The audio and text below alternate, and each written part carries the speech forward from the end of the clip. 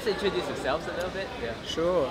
We're two dodgy club owners. We've come to Singapore to set up a illegal gambling den. That's right. We dressed it up as a sort of early stage, investment thing for digital startups. But really, it's all about making money. The house always wins. Yeah, that's us. That's right. And that's why Meng has the little frog that he strokes like this.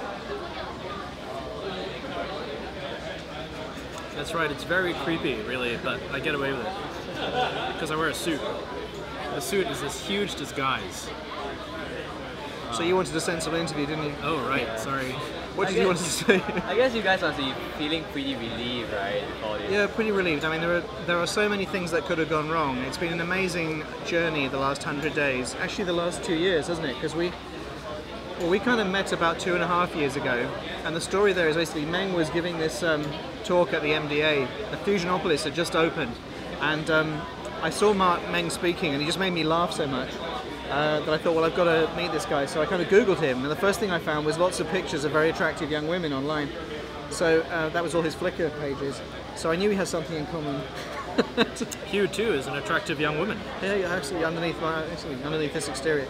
That's right. So we met up, and we spent 6 hours talking over dinner, and realised that we had a lot in common. And we were both interested in early stage business. We both invested in businesses. And we noticed there was something missing here in Singapore. That's right, it was missing a frog. And it was missing deal flow. It seemed like there was these sort of fantastic structures in place to accelerate businesses, well, to invest in them and stuff. But if you haven't got anything to invest in, then obviously, that's not very, you haven't got anything to go with. So we felt that there was an opportunity to bring this model that seemed to be working really well in the US, Techstars Y Combinator model, and to try it in Southeast Asia. No one had ever tried it before. And I've certainly tried moving things around the world before, and I found that sometimes things don't translate very well, they don't move very well. So for example, when I first came to Singapore, I had a sort of business model that had quite a lot of consultancy in it, and I realised quite quickly that people in Asia don't like paying for consultancy in a way that they're happy to in Europe or the US, but they're not happy to pay for it here. Anyway, so we realised there was this interesting model, thought we could bring it to Singapore maybe, bring it to Southeast Asia, and then David Cohen called. That's right, David Cohen came through, and everybody wanted to talk to him because he was doing Techstars, and Techstars was exciting. And everybody asked him to do Techstars in Singapore, and David Cohen said, no, I can't do that. How about you find somebody local to do something like Techstars, and I'll give him my full support. And so that was us. Yeah, and it's been great. So we joined a thing that at that time was called the Techstars Network.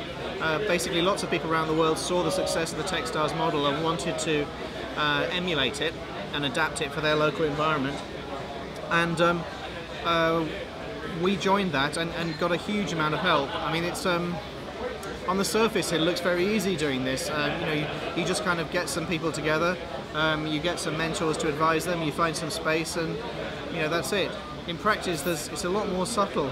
There's a lot of psychology involved in helping people believe that they're going to succeed.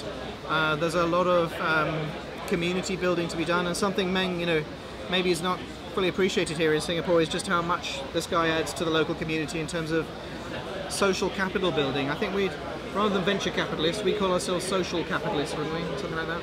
Yeah, let's talk about that a little bit. I mean, you guys must have learned a lot of lessons mentoring the startups.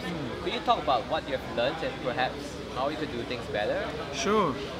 Gosh, what are the 3 biggest lessons? I guess we've had some quite small teams with only one person. We took one team on that had one person, a brilliant person who's got lots of, that's Tribe Hire, Devon. I think what we've realised is that there is so much to do in a 100-day program that you need at least 2 people on a team, and ideally 3, to be honest. I think we've also realised that the process we went through to recruit people, we had sort of 2 parallel tracks. We had all these startup weekend events that we ran around Southeast Asia, so we had 6 events in 6 Asia-Pacific cities. And startup weekends are fantastic at building energy, introducing people to each other and everything else, but they're about having fun. They're not really about building businesses, they're about making a prototype and having some fun most of the time. And also when you get people who come together, there's fantastic connections made at a startup weekend, but that doesn't necessarily mean that on Monday morning when people go back to work they want to kind of give up their jobs and go home. Now there's an interesting thing that might develop for us in the future.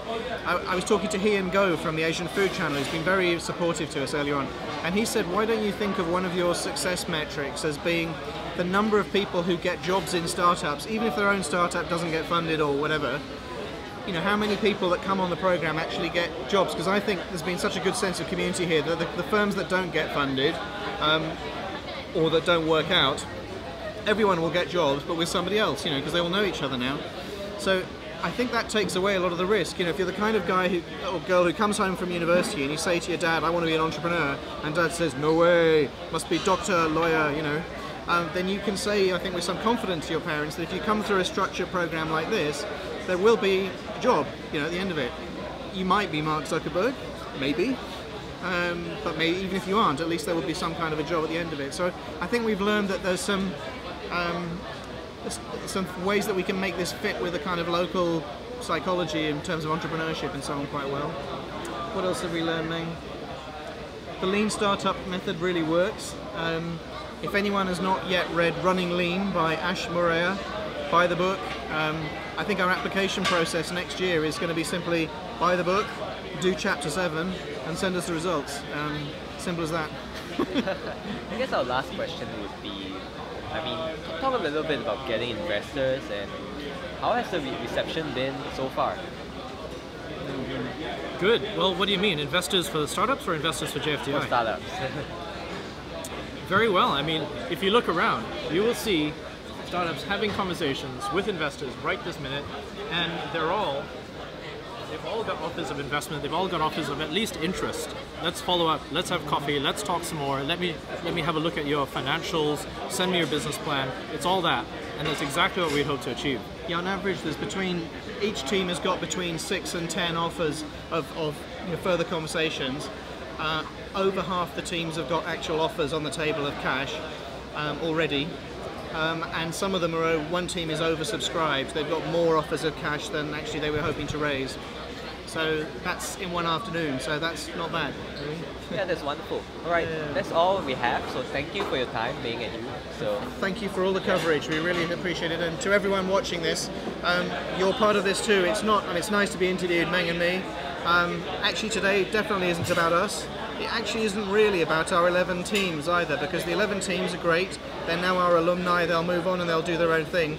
But actually, it's about the whole community. When I said it's about building social capital, I really mean that. It's about you guys out there.